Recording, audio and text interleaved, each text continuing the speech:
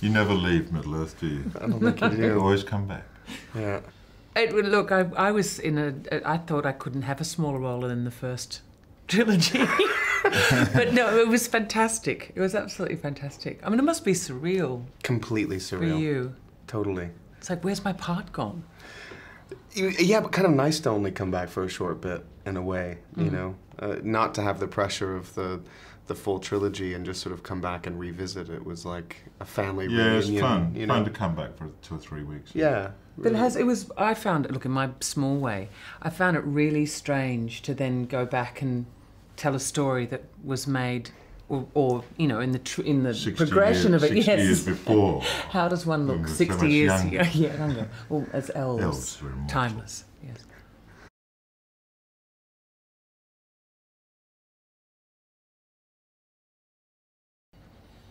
Yeah, I suppose the world of the film is not. It's one where the sense of doom is not as great. The whole world of the Lord of the Rings was very much in peril and sort of an autumnal feel to it.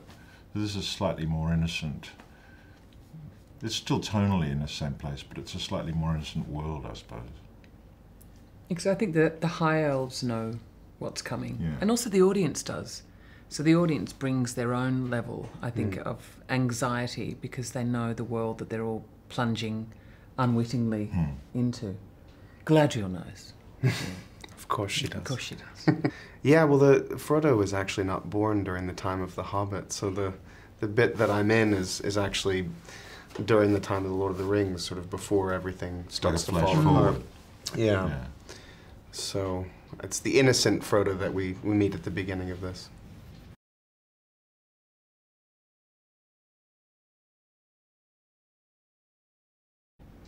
I enjoy working with Pete and working in this. I love this feeling that you never know what's going to happen. You've just got to be prepared for everything, and you've got to take responsibility for yourself and jump in and have a good time. Beautifully put, yeah. That's what I love. I think he's the only director on the planet that can make you absolutely believe and invest in a character with bird shit running down his head, being pulled by a sleigh full of rabbits, and you commit to that. I mean, there's very few directors who could get you to invest in the depth and reality of that moment. I mean, I'd have to agree with both of them. Part of it's working with Pete and being in the environment that he sets up for his actors and for the crew. And the world that he creates that does feel so believable and so real. You know, for Frodo, obviously the large part of my journey was over, and it was an extraordinary journey, so just to kind of come back and revisit the innocence and fun of the character was just a joy.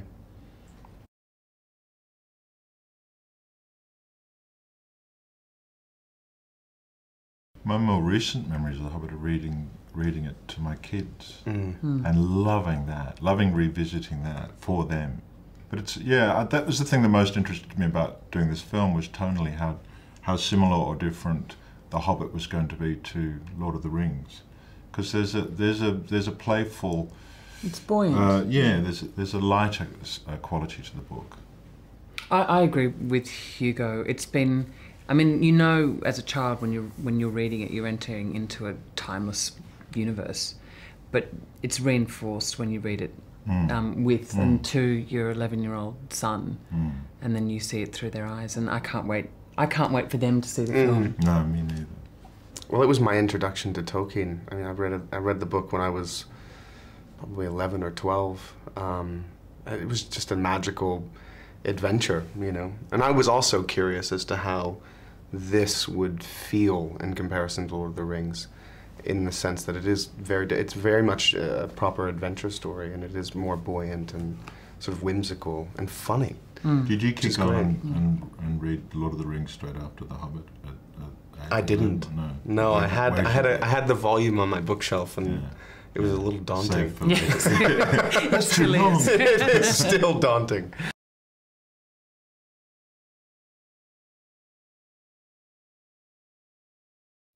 There's something about this set, you feel like it's such a big city that you come into the studio, and it's this massive, massive.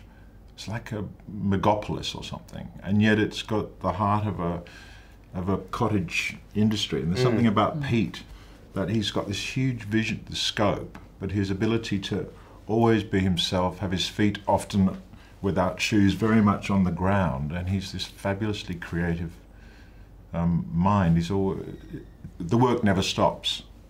He's always keeps on creating.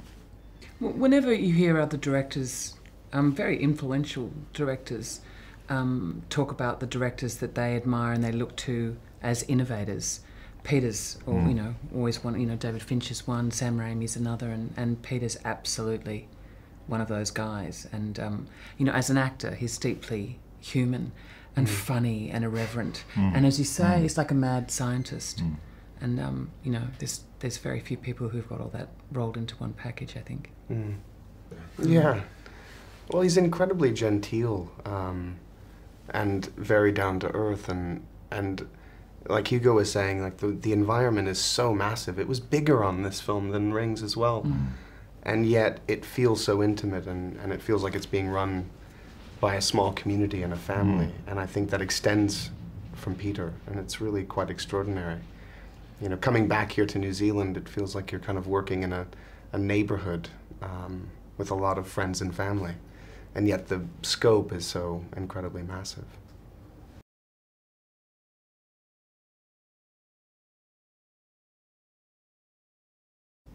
I think it's vital. Couldn't be anywhere else. It couldn't. I mean, I think obviously because of its relative remoteness, it's what makes it. It's like Australia. I mean, everyone talks about what makes, you know, Australia so unique, and it's that sort of relative comparative distance. But it's what you were saying too. It's incredible, and a real testament to the heart of the country that this incredible creative eruption has been exposed internationally, but still the very handmade quality, the down-to-earth quality, the just getting practical, day-to-day process of making films hasn't changed. And the joy that all the Kiwis seem to express working day to day on the sort of excitement of working on it, that's so palpable. And that's in the street. People come up and shake your hands, and they're excited about seeing the film, and there's something really, really lovely about that quality. It's so uncynical. Yeah, I mean, I completely agree. There's also a sort of, the thing I love about New Zealand crews is they have a kind of creative ingenuity. I mean, I remember on Rings, you know, multiple crew members would wear different hats and do as many things that they possibly could to aid in the ultimate job at hand. And that's such a beautiful thing. There seems to be no separation from department to department. Everyone's just giving their all to the creative vision and working together. It's beautiful.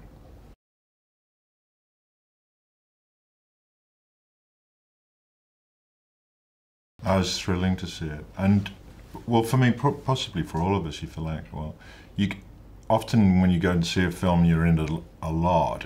It takes a little while for you to really be able to see it objectively. But this film, I felt so immersed in it and swept away. I really felt like a kid watching it. It was absolutely delightful and very moving as well, and like really profoundly moving in parts, and exciting and yeah, kind of mind-blowing, really. I think the storytelling is impeccable because it's such a, I mean, there's so many avenues you can go down in the story, and it's been so judiciously put together. And for me, the quintessential moment was when Bilbo found the ring.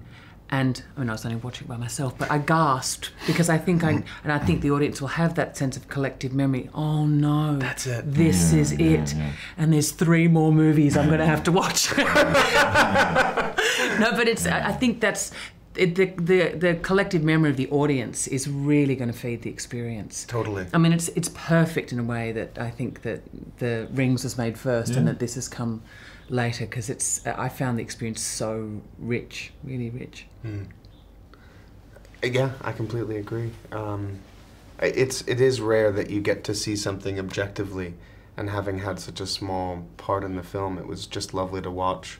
as a fan, as you know, the entire experience just kind of washes over you. It's a ride. It's wonderful. It's a lot of fun.